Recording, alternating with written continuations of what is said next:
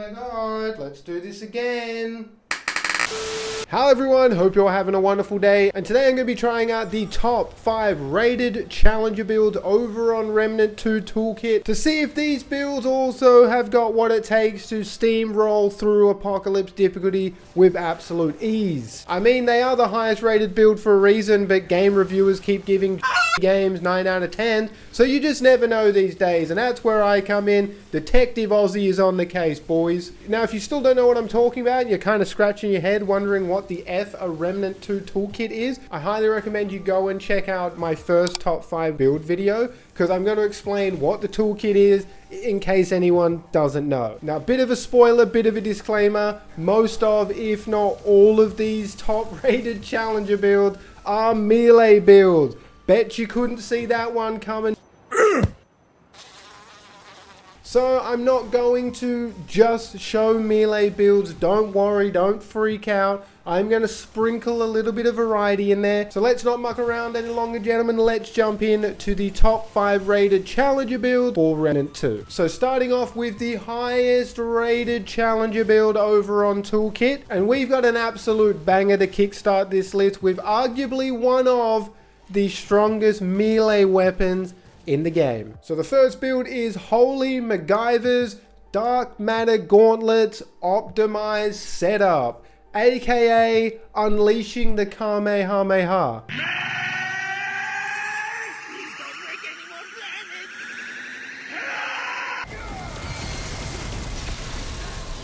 So Holy MacGyver is probably another name you've seen or heard before, and just like MacGyver, man's been crafting banger builds constantly. So now going over the setup, Holy MacGyver has got Ritualist paired up with Challenger. For the skills, he's got Death Wish and Juggernaut. Both these skills are very strong, especially when pairing them up together for a melee build. For the amulets and the rings, he's got Whispering Marble, Dying Ember, Dull Steel Ring, Meteorite Shard Ring, and also the Demolition Coil. For the armor, he's got Leto Mark 1 helmet, Leto Mark 1 armor, Leto Mark 1 leggings, and also the Leto Mark 1 gloves. He's got the Profane Heart. For the weapons, he's got the Blackmore AR-47 paired up with the Boar mod and also the Spellweaver Mutator. He's got the Dark Matter Gauntlets, the big star of the show. These things go absolutely hard. We'll get into them in a second. Paired up with the Overdrive Mutator. And then he's also got the Nebula paired up with the Feedback Mutator. For the traits, instead of me just saying the traits out, it felt like that was kind of pointless because you guys clearly have eyeballs. If anyone's eyeballs do not work, let me know and I will say the traits out for you so you can hear it. But there are the traits. I'm just going to maybe like zoom in so you guys can see them and just pause and copy it, just so I can save myself a little bit of oxygen and time with explaining these builds. And then for the fragments, he's got melee crit chance, critical damage, and also health bonus. And there is his prism, and he's also got the legendary fragment immovable, which we will talk about in a second. So this build is a lot of fun to use. It is arguably one of the strongest melee builds in the game, and it's all thanks to the star of the show, the Dark Matter Gauntlet, which are a new melee weapon that did get added in with the new DLC 3, and they hit harder than goddamn Mike Tyson's right hook. This is such a strong melee weapon. I'm sure by now you guys have probably seen clips floating around or builds floating around of people using the Dark Matter Gauntlet, and for good reason too. Like I said, they are the strongest, if not the strongest melee weapon in the game. I felt like this build really did synergize quite well together. You've got Boar, the Boar mod on the Blackmore AR, you're able to shoot that out, and you're able to hit weak spots on enemies that you wouldn't otherwise be able to hit weak spots on, which makes those boss kills even quicker if you can set everything up correctly. The survivability for this build is actually really solid. When I initially saw Death Wish, I was a little skeptical, but my skepticism went away when I actually tried this build out, because this build survivability is actually really good. You've got some really good lifesteal, so all you need to do is just keep swinging melee hits, keep charging up melee hits, and you're pretty much indestructible. And when you do get the setup correct with this build, when facing a boss, you get some of the quickest boss kills possible. Who would have thought the quickest boss kills would be coming from a goddamn melee weapon? The only negative is the setup. You have to, you gotta have Boar, you gotta have Nebula out to get that corrosive damage happening so you get more damage with your melee. And then you have to hit your melee together to activate the big Kamehameha, backstep, charge, and then unleash.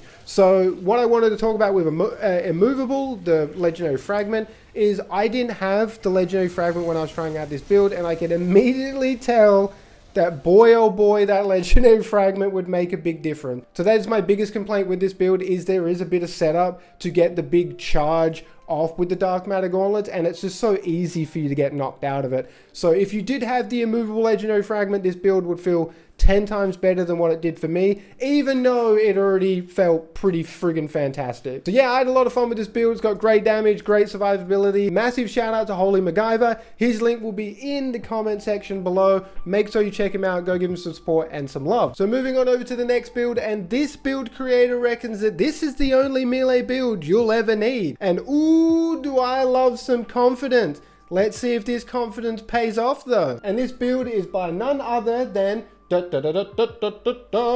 Cerveza's the only build you need, the only melee build you'll need. So Cerveza has paired up Invoker with Challenger using Way of Kaiola skill and also Juggernaut skill. I'm pretty sure every single Challenger skill you see that's melee is probably going to be using Juggernaut. I don't think that's ever going to change. For the amulets and the rings, he's got the Deference Engine, the Brawler's Pride, Burden of the Gambler, Berserker's Crest, and also Token of Favor. We got Leto Mark II helmet, Leto Mark II armor, Leto Mark II leggings, and also the Leto Mark II gloves. And then also using the Profane Heart. For the weapons, he's got the Monolith paired up with the Feedback Mutator, got the Crystal Staff paired up with Shielded Strike, and then the Tech 22 paired up with the Song of Aethia mod and also the Spellweaver Mutator. And here are the trait cards. Take a gander, pause the video if you need to. And then for the fragments, he's got melee speed, shield amount, and also health bonus. So the big question is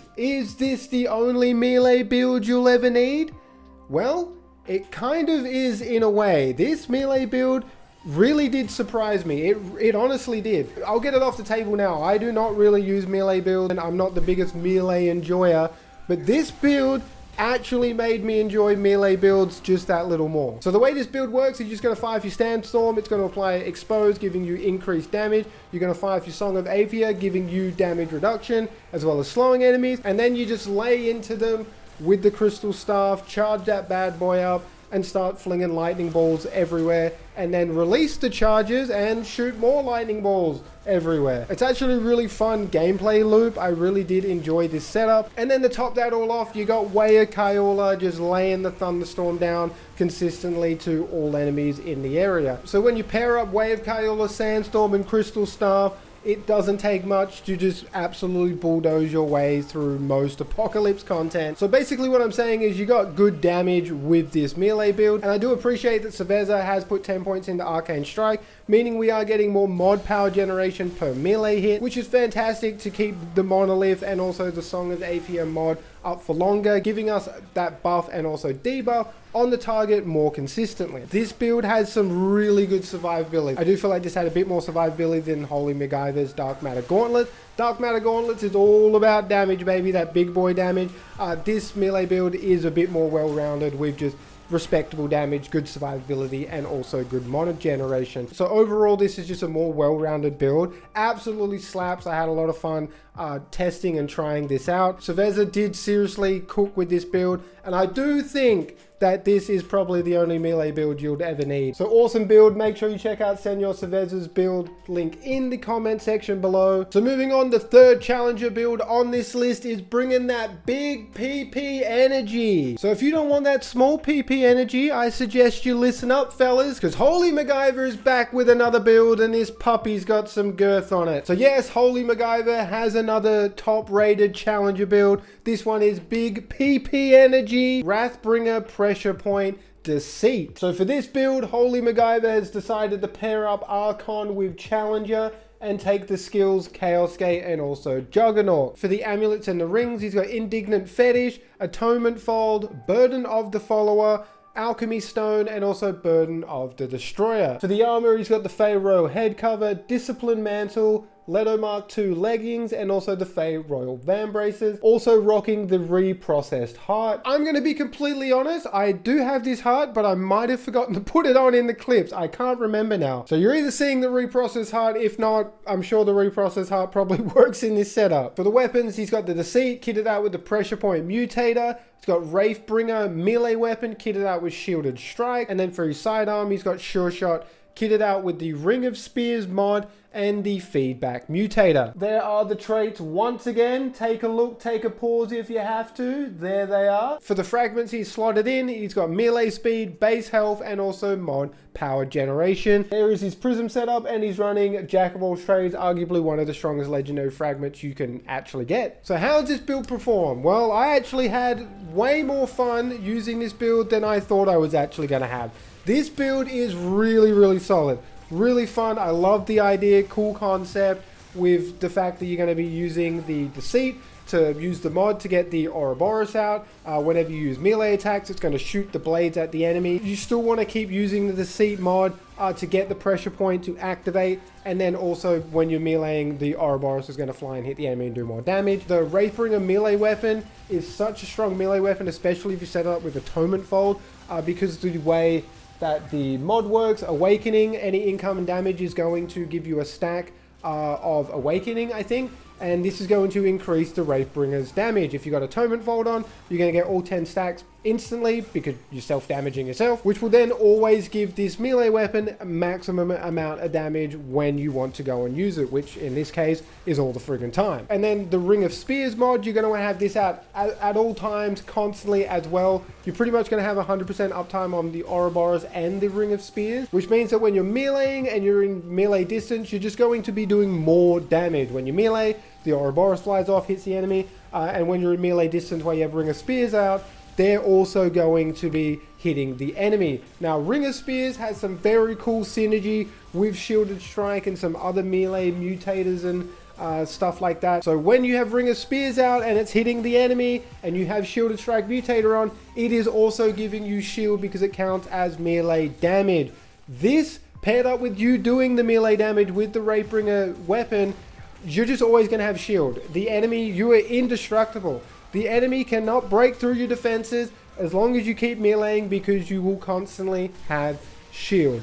Very strong setup, very good synergy. Like I said, I had more fun with this build than I thought I was going to have. It is just a very solid all-round build with great survivability and great damage. So massive shout out to Holy MacGyver, another amazing melee build. This man's been cooking in the kitchen as well, the same as Cerveza, and I'm glad these two build creators were able to serve us some tasty melee challenger build dishes. So those are the top 3 rated challenger builds I wanted to show you. I don't want to show too many melee builds. I feel like it's a little boring to seeing, you know, it's very similar melee builds over and over again. So we do have Hiccup here, 251. With throwing the spears is good actually. It is good. I've tried this one out. Throwing spears is indeed good. Very similar setup with the Wraithbringer and, you know, Ring of Spears Heat Wave. This is this man's setup here. You can pause it so you can have a look if you want. Would you have guessed it again? There's another Holy MacGyver melee build. This is the 100% crit Wormhole Opportunist. This is another very strong build utilizing Hunter Spear to get big crit damage when coming out of Wormhole. This was a really fun setup as well. I really did enjoy this. I like using the Wormhole skill. I think it's very fun. And then we also have solar panels with the Soulbound Brawler. And this is utilizing like World's Edge, Song of Aethia with Soulbinder. So you soulbind one enemy, you start beating the crap out of them with World's Edge or whatever damage, and it's going to share the damage to other enemies, basically giving your melee damage some AoE potential. This build was pretty solid as well. I had a lot of fun with this. Having Alchemist in the first slot, getting all the concoctions is also really fun to play around with. So there is a build on screen. Pause it if you have to. I'll go down, just give you guys the fragments. I didn't realize that is actually cut off. Whoopsies. So all those Legends build links will also be down in the comment section, in the pinned comment. I'm putting them all there. You just got to spread the love sometimes. Now that we've gotten that out of the way, we need to come back to our list. Back to this top 5 rated challenger build video. These last 2 builds, now they might not be the top rated, but they are the top rated non-melee build. So this is the first one I could find on the list. So this is solar paneled, the Grudge Warrior. This is going to be a range damage focused hunter and challenger build. And for the skills that he is using Hunter's Focus and also Rampage. Finally, another challenger skill that we can focus on. For the amulets and the rings, he has 0 Hour, Symbol of Royalty, Akari Warband, Seal of the Empress, and also Probability Cord. For the armor, he's got Bruiser Helmet, Bruiser Body Plate, Bruiser Boot, and the Bruiser Gloves. And then also for the heart, he's got the Crystal Heart. For the weapons, he's got Plasma Cutter paired up with 1000 Cuts Mutator. For the melee weapon, he's got Hunter Spear paired up with Edgelord Mutator. And for the sidearm, he's got Enigma paired up with the Sleeper Mutator. And then here are all the trait points for you guys. Pause the video if you have to. And then for the fragments, we got health bonus, evade speed, and also critical damage. Now I don't want to be too critical because I did enjoy the build, but there is one nitpick I have. This is a range build, right? If you look in the trait card section, you will see something missing here. There's just something missing, and it is ammo reserves. This build with Plasma Cutter burns through way too much ammo. Way too much ammo. There's plenty of time where I was like 75% of the way through a boss kill and I've run out of bullets. And I'm talking about being fully equipped, fully loaded with my full ammo reserves, and I've run out before I've killed the boss. And I don't mean that this person put like a bad build together or whatever. It's just range builds, man. Range builds in this game are mid at best. Yeah, there's some range builds that excel and are very fun to use, very strong to use. But most range builds, if you don't have weak spots available, they are dog shit. Literally dog shit. And unfortunately, this build does fall into the same category. If there's no weak spots, you just don't do enough damage in Boss Rush Apocalypse Difficulty. There was plenty of instances where I did have to liquid death because I had no weak spots to hit, and I was literally doing no damage. 0 friggin' damage. And it's not this person's fault. It's not poor old solar panel's fault here. No. It's the game's fault. Because range damage builds are doo-doo. They require so much effort to get right in aiming, being precise, and then you just have no damage to fucking show for it. So, like, no offense to this person, like, this build still works. If you have weak spots, mwah, the boss is dead in like fucking 20 seconds, 30 at the most. If you don't have weak spots and poor old solar panels here isn't using the bore mod, you literally have no damage. I cannot emphasize that enough. So this is a really good build if you have weak spots available. And if you don't have weak spots available, unfortunately, it is a bit of a slog. I didn't want to be too critical because, you know, if you have weak spots available, this build feels so good. But like, if you don't have weak spots available, it's kind of doo-doo. And another little thing that you could do to actually further improve this build is to take more corrosive dot or replace Edgelord with Tainted Blade, so that way your corrosion dot lasts a little bit longer, so you're not having to reapply it all the time. Having 5 seconds on that corrosion dot is not ideal. You're not going to get any usage out of that at all. Or vice versa, take some trait points out, put them into Affliction, that way your status effects will last longer, therefore corrosion dot will last longer, giving you that 10% damage increase for much longer. So we finally made it to the end, boys. Hopefully you're still here with me. Hopefully I haven't made this video too long. I probably got a lot of shit to cut out. So this is the last highest rated challenger build, or at least the second highest rated rampage using challenger build. And this build is by none other than Lucas the Salty, and it is the Warlord's Guide to Shotgun Swap. For this build, he's decided to pair up Ritualist with Challenger using Miasma with the Rampage Challenger skill. For the amulets and the rings, he's got Fragrant Thorn, Burden of Destroyer, a Hane Crystal, Wired Inhibitor, and also the Provisioner's Ring. For the armor, he's got the Zealot's Hat, Bruiser's Body Plate, Bruiser's Boots, and also the Leto Mark II gloves. For the heart, he's also taken the Ripened Heart. For the weapons, we've got Sparkfire Shotgun, kitted out Corrosive Round mod, and also the Twisting Wounds Mutator.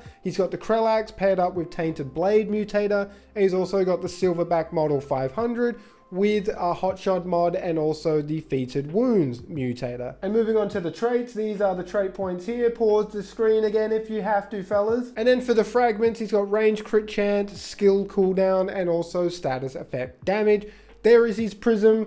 He's also got the legendary fragment, Jack of all trades, which would be a very, very strong fragment with this setup, considering we have multiple damage sources. Now, this setup is very similar to a lot of other ritualist setups I did talk about in my previous video, so I'm not going to sit here and dwell on this too much, because I think we all know by now, status effect damage build are S tier. They work so well in this game. Very, very strong setup. This setup is no different. I had a lot of fun with this. I knew it was obviously going to work. I'm a big enjoyer of status effect damage build. You guys probably know that if you watch my videos. The big difference with this one is I like the fact that you can constantly just keep switching your weapon and you never have to reload. Never thought about doing that myself, but boy is it a lot of fun to play around with. Because the biggest downtime when you are using something like the Sparkfire shotgun or shotguns or any weapon for that matter is when you have to reload. If you can mitigate the reloading process, you never really lose out on damage, do ya? And this build does exactly that. You fire a couple of rounds with the Sparkfire,